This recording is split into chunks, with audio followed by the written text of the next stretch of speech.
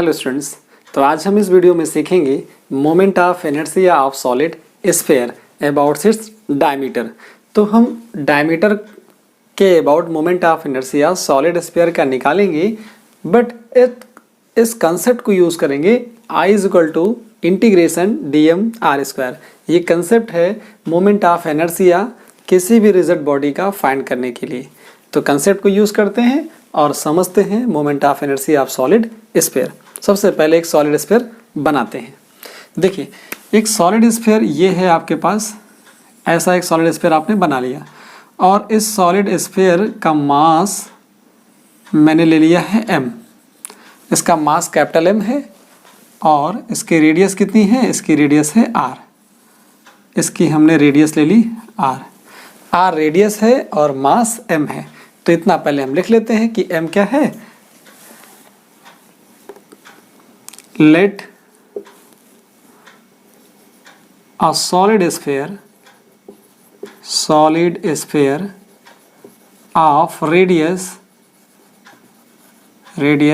r and mass m। तो ये दो चीजें आपने यहाँ पे सॉलिड स्फीयर में ली और उसको आपने लिख दिया। r क्या है? रेडियस, और m क्या? मास, और o क्या है? सेंटर। अब क्या करना है आपको? चाहिए क्या? आपको चाहिए moment of inertia about its diameter.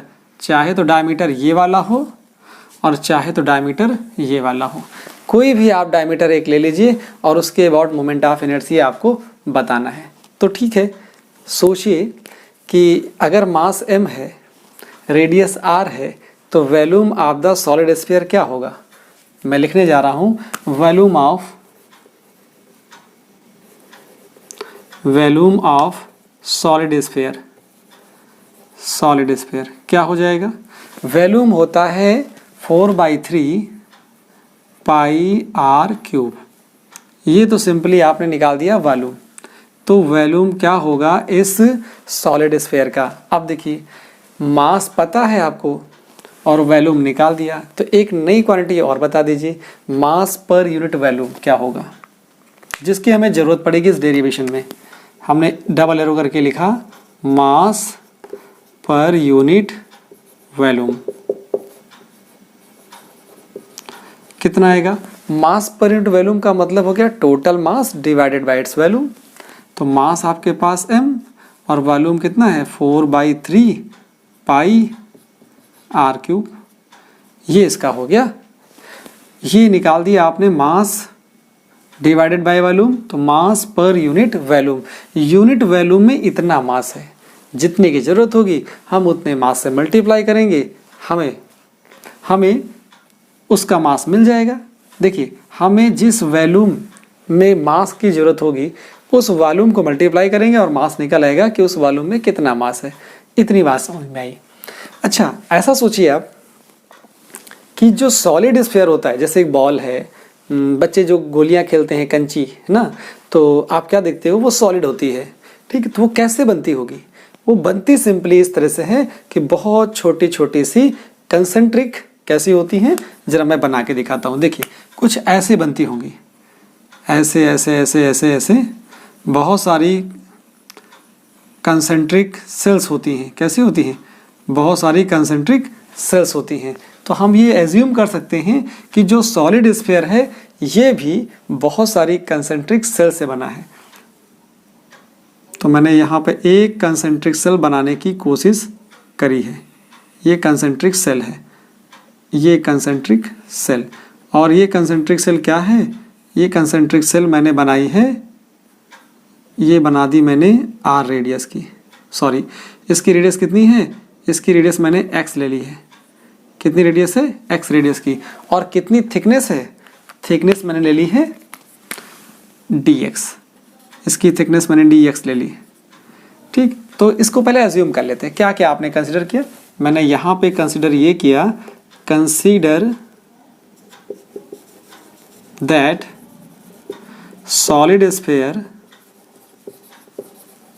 is made up of number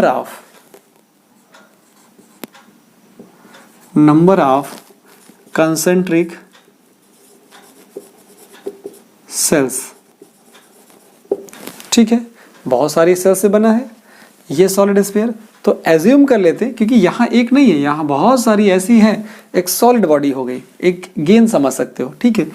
तो concentric shells, consider one such shell of radius x having thickness dx। जो थिकनेस है वो dx है और जो रेडियस है वो x है। दो चीज़ें आपने यहाँ पर कंसिडर करी हैं। तो ज़रा सोचिए क्या होगा अगर मैं पूछूँ आपसे कि वॉल्यूम ऑफ द सेल कैसे निकालोगे, तो क्या बोलोगे आप? देखिए, what is the volume of this shell, assumed shell, तो क्या होगा? Volume of concentric shell, volume of concentric shell. तो कंसेंट्रिक सेल का जो वॉल्यूम निकालोगे आप, वॉल्यूम, और ये कंसेंट्रिक सेल का वॉल्यूम कितना आएगा? बहुत छोटा वॉल्यूम आएगा, कितना? dV आने वाला है। कितना आने वाला है? dV आने वाला है। जरा देखिए, अब dV जो आता है वो होगा कैसे? वो होगा इस तरह से, आप इसका निकालिए क्या? Surface area. क्या निकालोगे? Surface area. सरफेस एरिया कैसे निकलेगा? सरफेस एरिया निकलेगा इसका, सरफेस एरिया निकलेगा कितना? रेडियस x है 4 पाई r स्क्वायर से। तो यहाँ क्या हो जाएगा? Surface area into thickness. इस चीज को समझना है आपको। सरफेस एरिया क्या होता है? सरफेस एरिया, क्योंकि आपने एक सेल बना दी, इस पे से क्या बना दी? एक सेल बना दी। जैसे सपोज करिए मैं इसकी बात कर रहा हूँ, सिर्फ यहाँ से मैं ये हटा रहा हूँ। देखिए, ये मैंने हटाया, ये ले लिया, ठीक। मुझे क्या करना है? इसकी थिकनेस पता है dx, इसकी थिकनेस पता क्या है? इसकी थिकनेस है dx, और यहाँ से इसके सेंटर से इसकी रेडियस कितनी है? इसकी रेडियस है x। तो देखिए, आप क्या करिए, इसका सरफेस एरिया लीजिए। सरफेस एरिया कितना होगा? 4 पाई x स्क्वायर, और थिकनेस से मल्टीप्लाई कर दीजिए, तो पूरे इस कंसेंट्रिक सेल का आपको वॉल्यूम मिल जाएगा। मतलब ये आया आपको कितना? ये यहाँ से मिल जाएगा 4 पाई x स्क्वायर, और यहाँ से आ गया dx। ये हो गया सरफेस एरिया और ये हो गई थिकनेस, मल्टीप्लाई कर दिया तो आपको मिल गया वॉल्यूम। किसका वॉल्यूम है? सेल का। लेकिन मुझे सेल का मास नहीं पता, तो मैं निकालने जा रहा हूँ mass of the concentric shell. Mass of concentric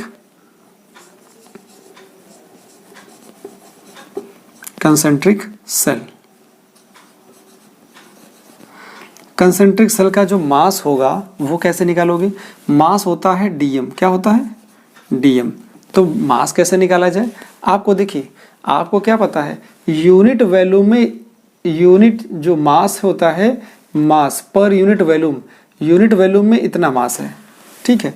तो आपको ये पता चल चुका है मास पर यूनिट वॉल्यूम। तो यूनिट वॉल्यूम में कितना मास होने वाला है? इतना। तो इतने वॉल्यूम में कितना होगा? जस्ट मल्टीप्लाई कर दीजिए, तो क्या आ जाएगा जाके? ये आ गया यूनिट वॉल्यूम में, तो m/4/3 पाई r क्यूब इंटू ये आपके पास वॉल्यूम है। देखिए, यूनिट वॉल्यूम में इतना मास है, इस वॉल्यूम में कितना होगा? तो निकाल देते हैं, 4 पाई x स्क्वायर dx। कितना आएगा यहाँ से? देखिए, यहाँ से कुछ कैंसिलेशन भी होगा, तो यहाँ से देखिए पाई से पाई कैंसिल होगा, 4 से 4 कैंसिल हो रहा है, 3 ऊपर जाने वाला है, 3m, 3 हो जाएगा ऊपर m, और यहाँ से आ जाएगा x स्क्वायर dx, और नीचे से आ जाएगा r क्यूब। ये वैल्यू आपको मिल जाती है। तो ये तो मिल गया मास dm। अब आपको चाहिए क्या? Moment of inertia. आपको चाहिए यहाँ तक पहुँचना है, तो कैसे पहुँचे? अब आपको निकालना है MOI of dm, MOI of dm। इस छोटे से मास का, जो आपने कंसेंट्रिक सेल का मास निकाला है, इसका मोमेंट ऑफ इनर्शिया चाहिए। कैसे होगा? डी एम इक्वल टू यहाँ से कितना निकालेंगे, जो यहाँ से डी एम आएगा, ठीक है, moment of inertia of D M, तो ये जो निकलेगा ये निकलेगा डी आई। जो डी आई है वो कैसे आएगा, वो आता है 2/3 ऑफ डी एम इंटू, यहाँ पर डिस्टेंस कितनी है, x है, x डिस्टेंस है, D M into X square. ये है mass of the concentric shell into radius of concentric shell का स्क्वायर। तो कितनी वैल्यू यहाँ से आ जाती है, अब आप इसको सॉल्व करोगे तो आपको मिलेगा D I is equal to 2/3, D M की वैल्यू यहाँ पे है 3mx स्क्वायर और dx, और नीचे है आपके पास r क्यूब, इतनी वैल्यू है। जरा देखिए इसको मल्टीप्लाई कर दीजिए, यहाँ से इसको मल्टीप्लाई करते हो तो क्या आता है, देखिए 3 से 3 कैंसिल हो जाएगा, 2m, यहाँ से मिला गया 2mx स्क्वायर dx, ठीक है। देखिए यहाँ पे x स्क्वायर था और इसके साइड में भी x स्क्वायर है, ये मेरे से छूट गया, देखिए यहाँ पर भी x स्क्वायर है, तो कितना आ जाएगा x की पावर 4, x की पावर 4, और नीचे कितना बच रहा है r की पावर 3। तो ये निकला आपके पास moment of inertia of dm, ठीक है, dm निकला। अब आपको चाहिए क्या, moment of inertia of solid sphere, whole solid sphere about its diameter. तो मैं लाइन लिख देता हूँ यहाँ पर, MOI of whole solid sphere about its diameter कितना आएगा, अबाउट इट्स डायमीटर। तो आपको सिर्फ ये लिखना है I is equal to integration D I, ठीक है, और डी आई को क्या लिखोगे, डी आई को लिखोगे, डी आई की वैल्यू सीधे पुट कर दीजिए। अब लिमिट क्या लगाओगे, सेंटर से रेडियस तक जाना है, तो इसका मतलब क्या हो गया, 0 से r लगा दीजिए लिमिट और वैल्यू पुट कर दीजिए। डी आई की वैल्यू जरा देखिए क्या कॉमन है, 2m और r क्यूब बाहर रहेगा, तो 2m r क्यूब बाहर रहेगा, अंदर बचेगा x की पावर 4, 0 to r x की पावर 4 dx, ये आ जाएगा।